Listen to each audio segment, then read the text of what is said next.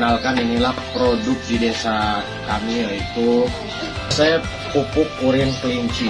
Nah, kita bisa lihat di sini pupuk urin kelinci ini kita dipergunakan untuk apa, Pak RT? Untuk tanaman. Untuk tanaman. Tanaman jenis apa? Bebas. Berarti semua jenis tanaman masuk ya. Nah, kebetulan juga di sini pupuk urin kelinci ini kenapa kita namakan Poldes? Karena benar-benar polisi hadir untuk masyarakat, untuk memberikan dan melayani masyarakat serta meningkatkan ketahanan pangan di wilayah Desa Mekar Baru.